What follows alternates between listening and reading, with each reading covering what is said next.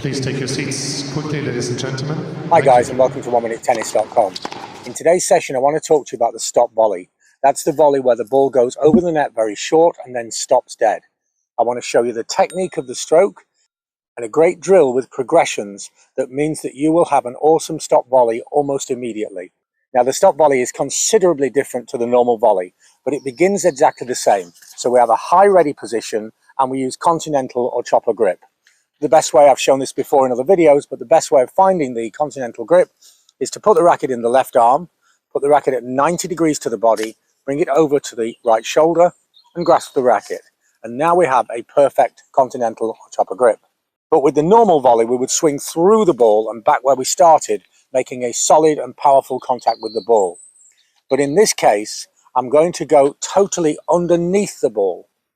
I'm going to allow for the forward momentum of the stroke to send the ball forwards. But the racket, if I show you from this direction, the racket is almost totally open at contact with the ball. It's not totally open, but it's almost totally open.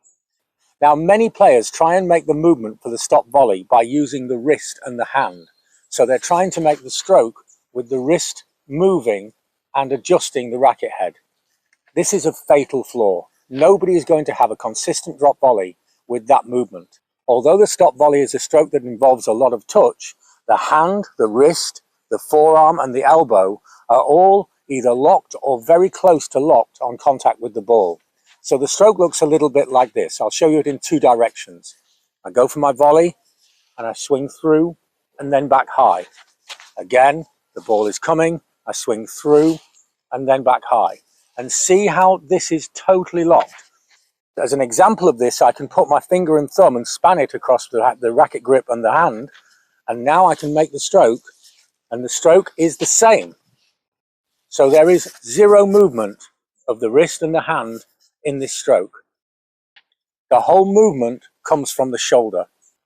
But once we have the feeling of the stroke, now we have to get the correct angle and swing speed, and this depends upon feel. So I've got a great set of progressions that will help you get the feel of this almost straight away. To learn this to begin, we need somebody to feed balls at a nice consistent height. And we begin by over slicing. So we slice underneath the ball and the ball will skim on the racket and skim behind us. It's important to achieve this feeling of the racket being too open because it really will help to give you the feel of the correct angle.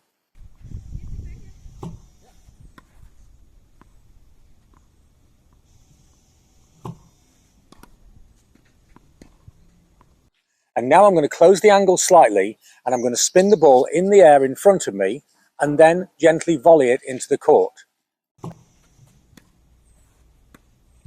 Again, spinning the ball in front of me into the air and then send it back into the court.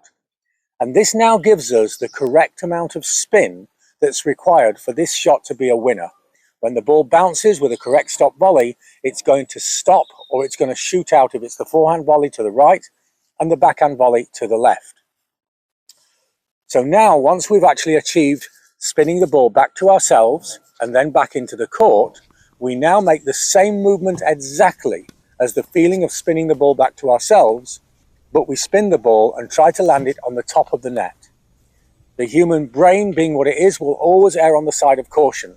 So if you try to stop the ball on the top of the net, then the ball will almost always go over the net. And we now have sufficient spin for the ball to check, stop, and become a guaranteed winner. Don't worry about height.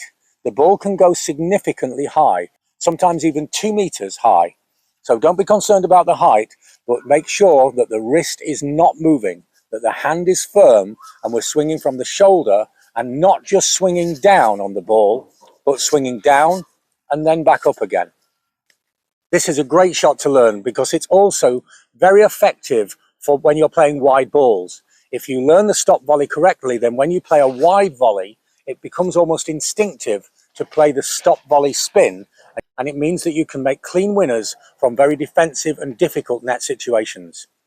So practice these progressions, apply this technique, and you'll have an effective and dangerous stop volley, and you'll leave your opponents confused and bewildered by your new net skill. Thanks for watching and see you next time for more unique tennis lessons that really work.